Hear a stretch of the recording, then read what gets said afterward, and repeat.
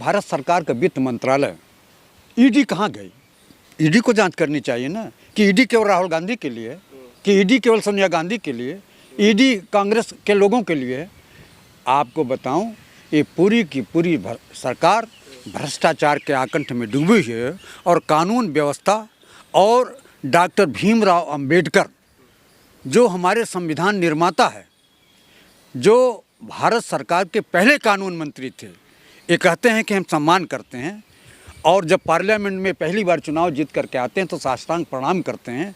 लेकिन 14 तारीख को जब पूर्व कानून मंत्री बाबा साहेब भीमराव अंबेडकर की जयंती होती है तो उनकी जयंती में हिंदुस्तान का होम मिनिस्टर नहीं जाता है, हिंदुस्तान का प्रधानमंत्री नहीं जाता है और वहाँ श्रद्धांजलि न दे करके ये हरियाणा में जा करके पब्लिक मीटिंग करते हैं। तो उन्होंने कानून को नहीं माना।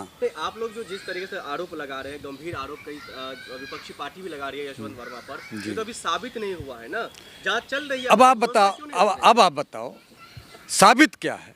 जब आपके घर में करोड़ों रुपया आया कहाँ से, यह तो बताने का आम जनता को प्रयास करें। हमारा रुपया है ही नहीं।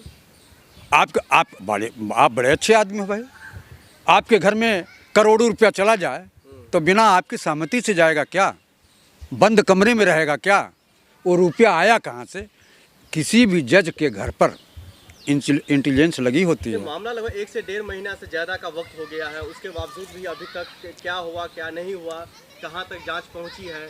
अब एक बात बताइए कि जब तक गृह मंत्रालय नहीं चाहेगा जांच प्रभावित रहेगा। आप ये कहना चाहते हो अमित शाह जी बचा रहे हैं उनको? निश्चित रूप से भारत सरकार बचा रही है, चाहे प्रधानमंत्री बचा रहे हैं, चाहे कानून मंत्री बचा रहे हैं और चाहे होम मिनिस्टर बचा रहे हैं। बचा तो यही लोग रहे हैं। इनको फायदा क्या होगा सरकार को बचाने से? सरकार इनकी बदनामी नहीं हो रही है। जिस देश की न्यायपालिका बिकी हुई हो, जिस देश का जज बिका हुआ हो, करोड़ों और लाखों रुपया लेकर के मुकदमे का डिग्री दे रहा, मुकदमे का निर्णय दे रहा, उस देश का क्या होगा जहाँ न्यायपालिका बिकी है, कार्यपालिका बिकी है, विधिपालिका बिकी है, पत्रकार बिके हुए हैं। आपके मुताबिक ना सब बिके हुए, लेकिन सरकार तो दावा कर रही है जो हमारी सरकार में सबसे ज़्यादा न्यायपालिका अपने न्याय के तरीके से कामकाज कर रहे हैं, कानून व्यवस्था पूरी तरीके से मतलब अच्छे से कामकाज कर रही है। जिस सरकार में 5-5 न्यायाधीश इस सरकार के खिलाफ में पत्रकार वार्ता करते हों, उस सरकार के बारे में आप क्या कहना चाहेंगे?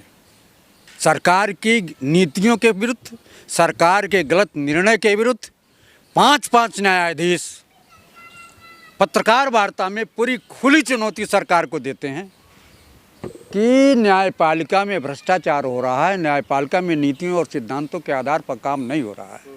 तो इसके बारे में आप क्या कहेंगे?